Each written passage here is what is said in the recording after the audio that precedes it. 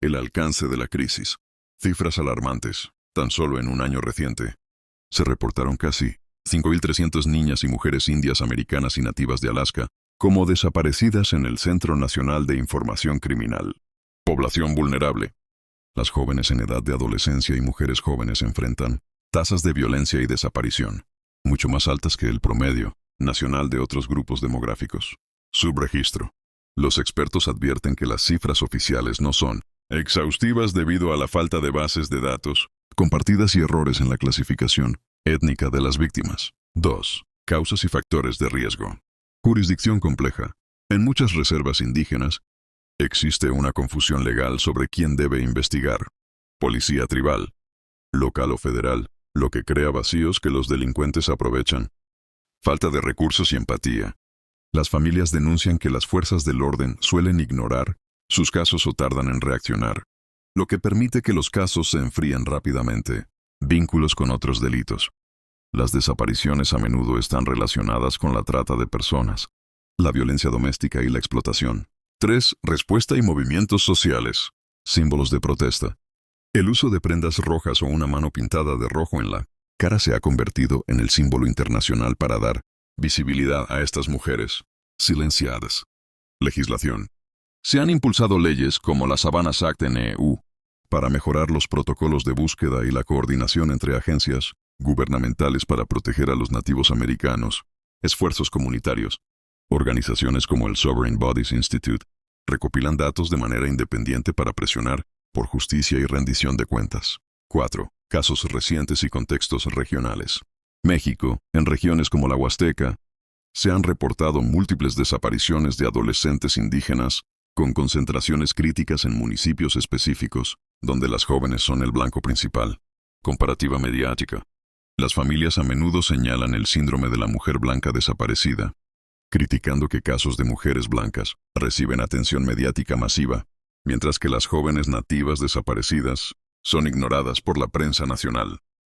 En Nuevo México y áreas circundantes como la Nación Navajo, la conspiración percibida por las comunidades no suele referirse a un complot secreto, sino a lo que llaman una conspiración de silencio e indiferencia por parte de las instituciones estatales y estas son las historias y realidades que alimentan esta percepción en la región.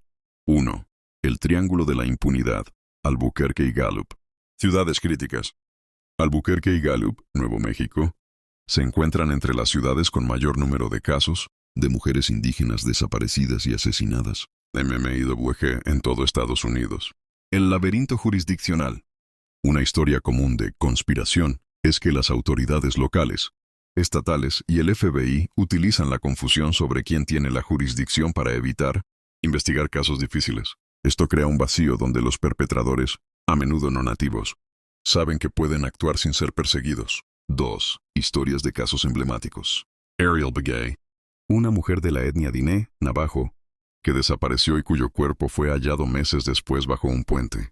El caso permanece sin resolver, lo que la comunidad cita como ejemplo de cómo las investigaciones se detienen prematuramente. Selena Not Afraid. Aunque ocurrió cerca de la región, Montana, su historia es viral en Nuevo México. Las autoridades inicialmente dictaminaron muerte por hipotermia, pero la familia y activistas denunciaron una investigación negligente y encubrimiento de posibles culpables, forzando una reapertura del caso. Andrew Escobar, desaparecido en 2022 en Nuevo México. Su familia tuvo que intentar 3 veces presentar un reporte de desaparición antes de que fuera aceptado, más de un año después de que se perdió su rastro, lo que alimentó la desconfianza hacia el sistema. 3. Síndrome de la mujer blanca desaparecida. Invisibilidad mediática.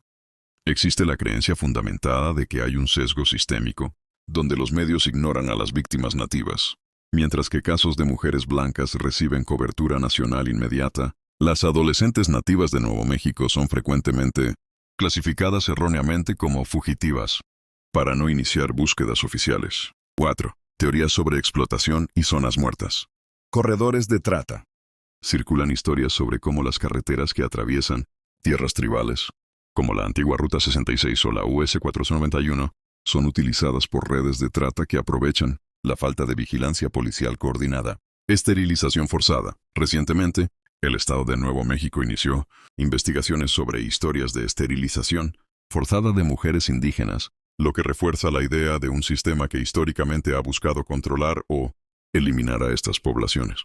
Para combatir esto, el Estado creó el Grupo de Trabajo sobre Personas Indígenas Desaparecidas y Asesinadas, MIR Task Force, de Nuevo México, que busca unificar datos y romper el ciclo de negligencia.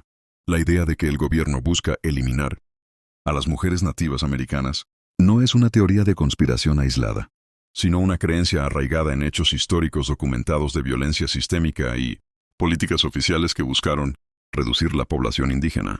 Estas son las razones principales por las que existe esta percepción. 1. Historial de esterilizaciones forzadas. Este es el argumento más sólido. Durante las décadas de 1960 y 1970, el Servicio de Salud Indígena, IAS-DEU, llevó a cabo una campaña masiva de esterilización. Cifras impactantes. Se estima que entre el 25% y el 50% de las mujeres nativas en edad fértil fueron esterilizadas durante este periodo. Métodos engañosos.